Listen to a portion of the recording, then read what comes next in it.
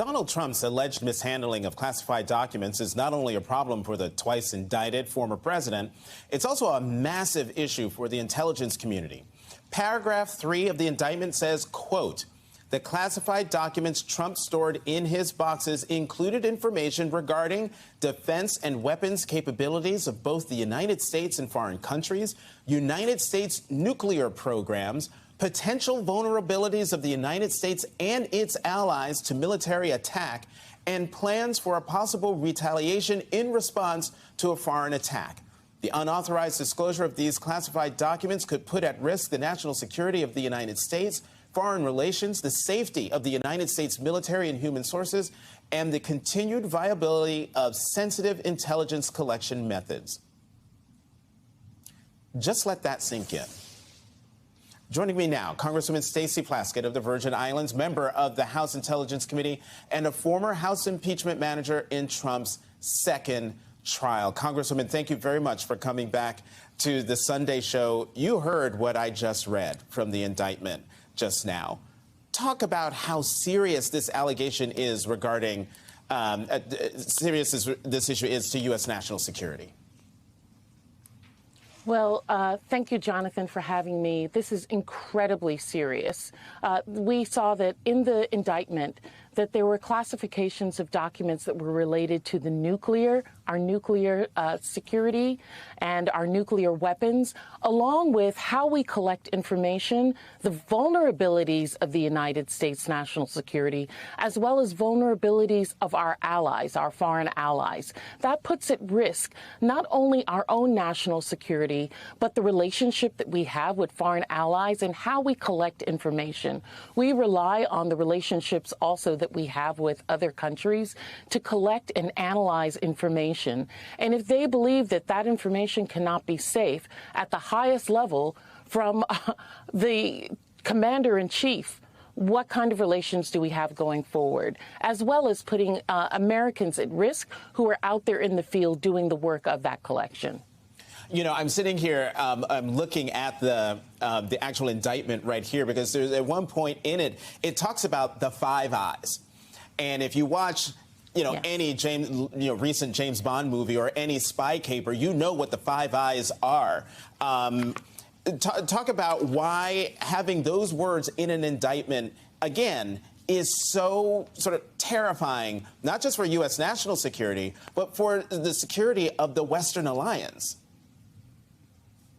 Sure. You know, when we talk about our relationship with our closest allies, it's very symbiotic how we work. While we, of course, as the United States, have the utmost of superiority in all areas of our defense as well as our national security, the relationship we have with other, particularly very close nations, ensures the safety of this country as well as the safety of the others. Jonathan, you know how they always talk about presidential campaigns where they're like, can you go to sleep safely at night knowing that this individual has the codes to the nuclear weapons?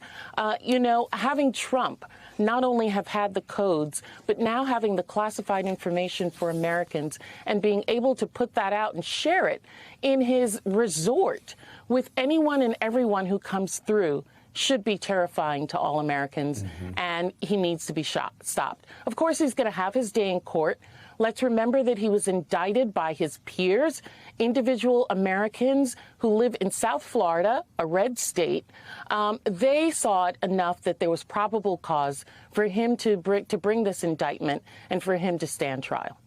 You were an impeachment manager in Trump's second impeachment, which means you know a whole lot more than you could ever share. But were you surprised by anything in the indictment? Oh, of course not. You know, we know that this is a reckless man who believes that he is above the law, that the rules do not apply to him. And that's the thing that I am concerned about with many of my colleagues in the GOP, that they believe that there is a two-tiered system, but the two-tiered system is not to punish them more. They want it to allow them to get away with more than everyday Americans, whether it's rolling down our belief and causing Americans to distrust the FBI, the Department of Justice. It's all a mechanism and all, part of their propaganda to make Americans believe that they, in fact, are above the law. What do you make of the effort by a lot of Republicans, running for the Republican nomination, talking about pardoning him? He's just been indicted. The trial hasn't even happened, and yet there are folks who are talking about, yeah, let's pardon the guy.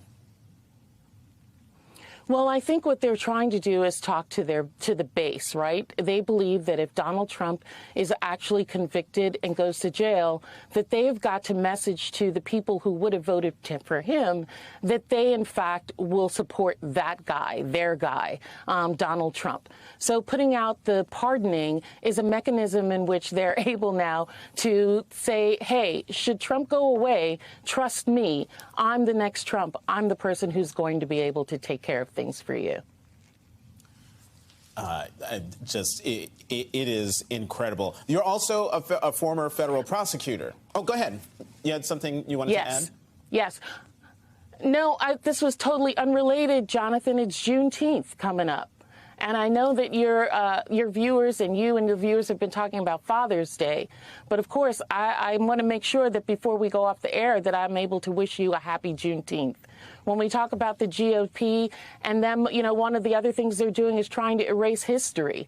And I think it's important for us to constantly uplift the history of this country and the incredible resilience of Black people throughout this country through Juneteenth.